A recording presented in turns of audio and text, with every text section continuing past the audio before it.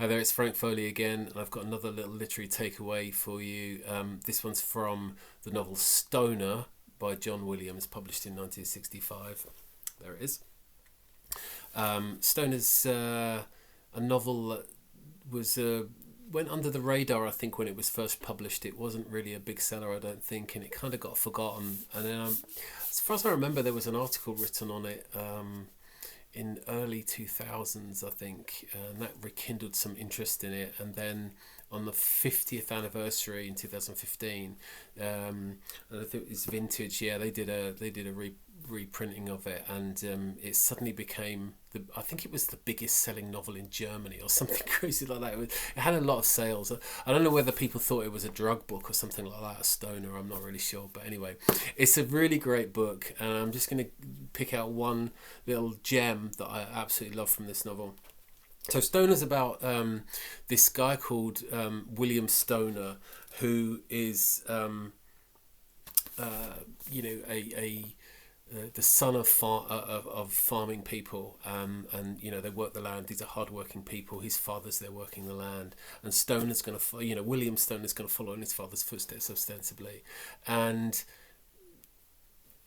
the father decides to send him to college to study agriculture. The father realizes that things are changing, and it might be good for him to to learn something different, to learn new methods. So he sends him off to the University of Missouri, and in his first year he has to take some other classes, and he takes English literature. And taking English literature introduces him to a world that he didn't know existed. He doesn't know anything about poetry or prose fiction, anything like that, literary writing, and it just changes the course of his life, and he ends up dropping agricultural studies to study English, and he stays at the university, and he becomes an academic, and his life is fascinating because he has this academic life that he carves out, and it's fascinating because nothing really happens to him. It's a very understated book. This is probably why it was under the radar when people like Thomas Pynchon were publishing postmodern novels, and they were very exciting things. This is a very understated book, I'd say,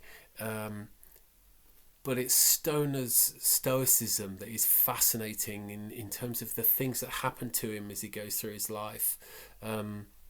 And how he deals with them is in this very calm way. And there are times in the book when you're furious and you just want to slap him and say, do something, react in some of these injustices that happen to him. But he always manages to stay level, and that's an interesting talking point, in its own right. And even the way the book starts, it's like, I'm going to tell you the story of William Stoner, who's really unremarkable, and you think, wow, that's a good start to a book. How are we going to last 300 pages here? But anyway, what I want to concentrate on today is just this little takeaway. Is so as I said, he takes literature, and it changes his life, and it falls on this one moment, which is so beautiful. So Stoner's there, and they're studying. His professor's called Sloane, just for a little bit of context. So his professor's called Sloane, and they are studying sonnet 73. Shakespeare sonnet 73, and this kid's never come across anything like this before. This language, the way Shakespeare, with his cadences and the structure of a sonnet, he's just never experienced anything like that before. And Sloane, the professor, turns to him at one point and says, Stoner, what does the sonnet mean? And William Stoner has this kind of epiphany when he is desperately trying to figure out and articulate how he feels about this sonnet, and everything that means, like how he feels about it, what he thinks it means, what Shakespeare thought it meant, all of the things that he's trying to work out in that moment, and he can't articulate it. But he's desperately trying to. And I'm not going to do this justice probably, but I'm going to read you a little passage here from it just to give you a sense of it. So Sloane's imploring him, what does it mean, Stoner? Come on, give me something. Nobody else has answered it. And Sloane says to him, Sloane's eyes came back to William Stoner, and he said dryly, Mr. Shakespeare speaks to you across 300 years, Mr. Stoner. Do you hear him? William Stoner realised that for several moments he had been holding his breath. He expelled it gently, minutely aware of his clothing moving upon his body as his breath went out of his lungs. He looked away from Sloane about the room.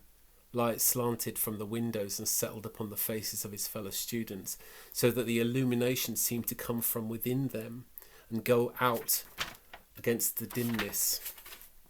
A student blinked, and a thin shadow fell upon a cheek whose down had caught the sunlight. Stoner became aware that his fingers were unclenching their hard grip on the desktop. He turned his hands about under his gaze, marvelling at their brownness, at the intricate way the nails fit into the blunt finger ends. He thought he could feel the blood flowing invisibly through the tiny veins and arteries, throbbing delicately and precariously from his fingertips through his body. Sloane was speaking again. What does he say to you, Mr. Stoner? What does this sonnet mean? And Stoner, all he can say is, it means, and he can't articulate it.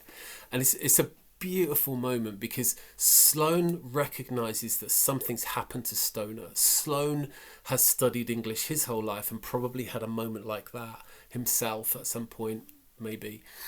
But he certainly recognises that William Stoner has been touched by something, and the lesson ends and they move on. And it's just that one moment I've always really loved in this book. It's that kind of breakout moment when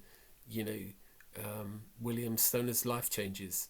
He is following a path and something happens to him, and that's how life goes. We can plan it out as much as we think we want to, and pin this down and that down. We're going to do this and do that, and life very rarely goes to according to your own plans. I think John Williams captures that moment so beautifully. If you're watching this video and you're 7 minutes in and you're still watching, you've probably had that moment that William Stoner has himself. When something spoke to you, whether it was an old piece of literature or something, whatever it was, a piece of writing, and it just got hold of you in some way, and you felt something you could hardly articulate. That's my takeaway for today from Stoner by John Williams, the moment of epiphany when he realised that there was more to the world than he thought. Hope that has been enjoyable, and I appreciate you watching. Thanks a lot.